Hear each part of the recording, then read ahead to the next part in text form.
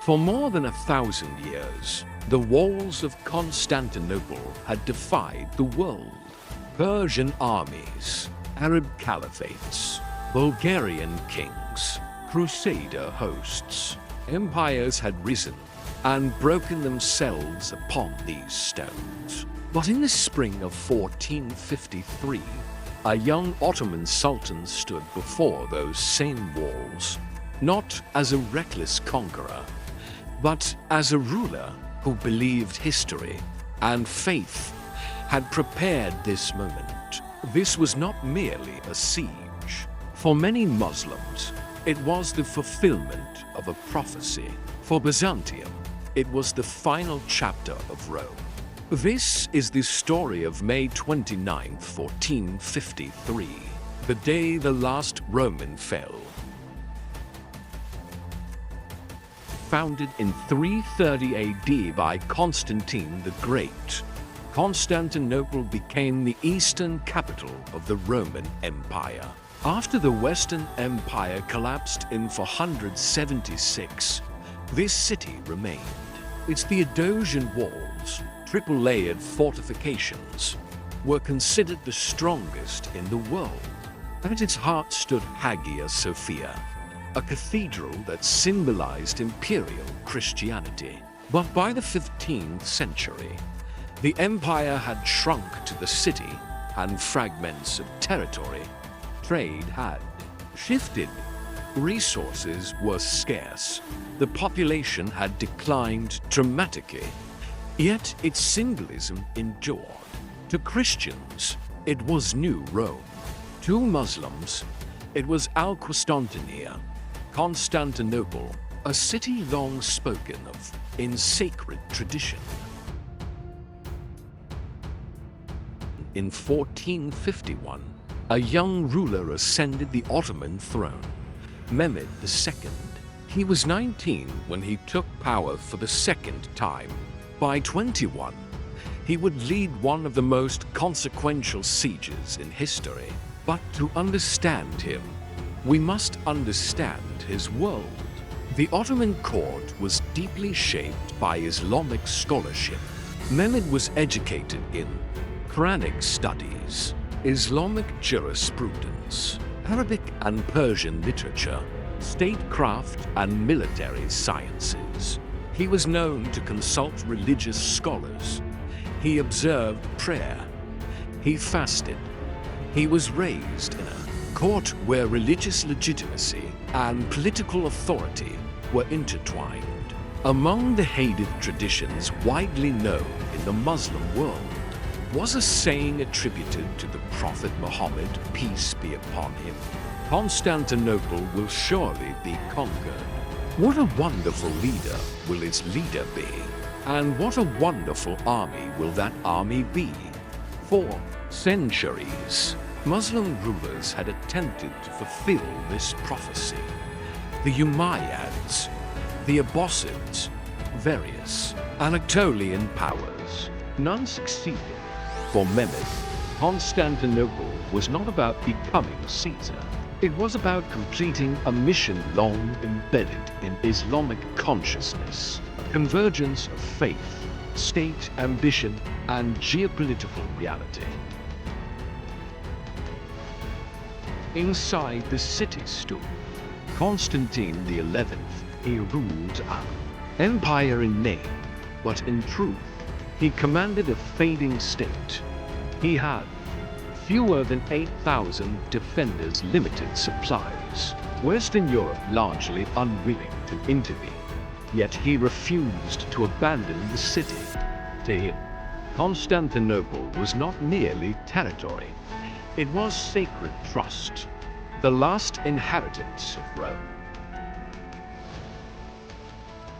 Mehmed assembled tens of thousands of soldiers, janissary elite infantry, naval forces, massive cannons designed by the engineer Orban for the first time in history. Gunpowder artillery would systematically batter the Theodosian Walls. Day after day, cannon fire thundered. Stones that had resisted for centuries began to fracture. but the defenders repaired breaches nightly. The siege became a contest of endurance. Ottoman artillery, including massive bombards engineered by Orban, began pounding the Theodosian Walls. For the first time, sustained gunpowder fire challenged fortifications that had stood for centuries. Each night, defenders repaired breaches. Each day, cannons resumed. But Constantinople was not defended by land walls alone.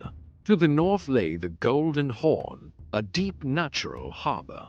A massive iron chain stretched across its entrance, preventing enemy ships from entering. As long as the harbor remained secure, the Byzantines retained naval flexibility and partial supply access. The Ottomans controlled the Bosporus, but the chain blocked direct naval assault into the Golden Horn. Mehmed faced a strategic obstacle. A prolonged siege favored the defenders. The stalemate had to be broken. Instead of attempting to destroy the chain directly, Mehmed ordered an alternative approach. Ottoman forces prepared a route across the hills north of the city. Wooden tracks were laid. Logs were positioned and greased, likely with animal fat. Manpower and draft animals hauled lighter vessels from the Bosporus. Over several nights in April 1453, ships were transported overland. At dawn, Byzantine defenders looked toward the Golden Horn and saw Ottoman sails inside the harbor. Behind the chain, the barrier still hung across the entrance, but it had been strategically bypassed. Modern historians debate the precise number of vessels and details of the route, but contemporary accounts broadly agree. Ottoman ships were successfully launched into the Golden Horn, altering the balance of the siege. The psychological impact was immense. The city was now pressured from the land walls, the sea walls, and within its once secure harbor, Constantinople was surrounded in full. Inside the city, food dwindled, hope narrowed. On the night before the final assault, citizens gathered in Hagia Sophia. Orthodox and Catholic Christians prayed together. It was a moment of unity born from crisis. Constantine XI addressed his defenders. He did not flee. He removed imperial insignia. He prepared to fight as a soldier. Before dawn, Ottoman forces launched a coordinated final assault. Waves of irregular troops pressed forward. Anatolian regiments followed. Then the Janissaries. Artillery had weakened the walls. At some point in the chaos, Ottoman forces gained entry. Constantine XI was last seen fighting near the breached defenses. His body was never conclusively identified. After more than 2 millennia of Roman political continuity, the empire ended. When Mehmed entered the city, he moved toward Hagia Sophia. The cathedral was converted into a mosque, but preserved architecturally.